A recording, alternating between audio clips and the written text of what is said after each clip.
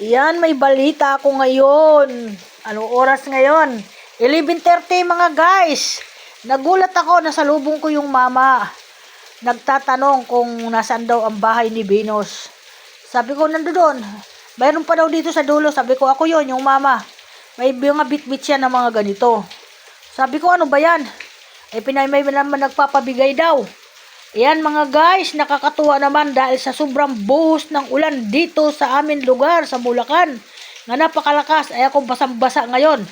Dahil yung payong ko nahulog ko sa paglalakad sa mama nga nagbibit-bit nitong mga bulaklak na ito. Marami ito, nandoon na sa kabila, yung iba kinuha na nung apo ko.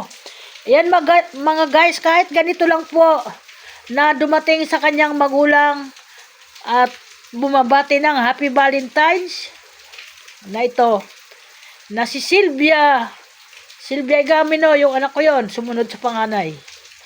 Yan mga guys, ako'y nagagalak ng katuwaan ngayon na Valentine's kasi hindi talaga yun umaabsent. Taon-taon tuwing Valentine's may pabulaklak pa siyang nagagawa. Tingnan mo, sabi ko nga, ang lakas ng ulan, may mga dumating pa mga ganito, na mga puso ng mga chocolate.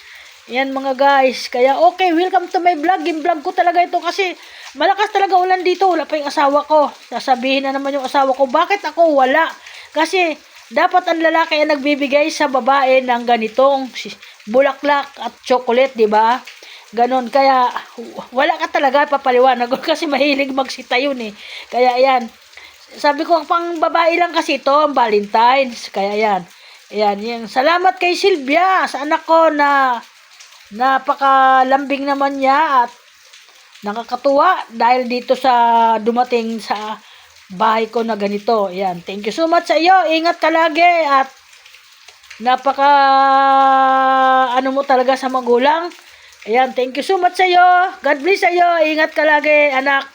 Ayan, salamat sa pa-Valentine's mo sa akin, sa lahat namin dito kay ayan, meron din si DC. Ayan oh, kay DC oh, ayan oh. Si DC, pumunta ka na dito. Kunin mo na yung bulaklak mo. Mahilig ka sa bulaklak, di ba? Pag nireregaluhan ka ng bulaklak, ay ikaw ay tuwan-tuwa. Yan. Maganda naman po yan. Nakatanggap ng ganyan, ay siya tuwan-tuwa. Ayan, may publishing pa.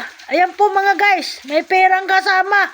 Inilapag ko na lang kasi hindi na ilagay sa ano kasi siyempre baka mahulog, kaya ganyan. Yan. Ganyan lang po ka, ano yan, sabi ng anak ko, ni Sylvia, at kumain daw kami sa labas. Baka mamaya, yayain ko yung asawa ko. Kakain kami doon. Yan mga guys, maraming salamat sa Sylvia, sa lahat ng mga anak ko. Salamat sa inyo, Happy Valentine's sa inyo. Sa lahat po, kay Lani, lahat sa inyo, Happy Valentine's. Kay Mel, Happy Valentine's sa pamilya mo lahat. Sa mga taga Batangas, Happy Valentine's po. Yan, God bless sa lahat at ingat ang lahat dahil dito sa amin napakalakas ng buhos ng ulan. Okay, bye-bye!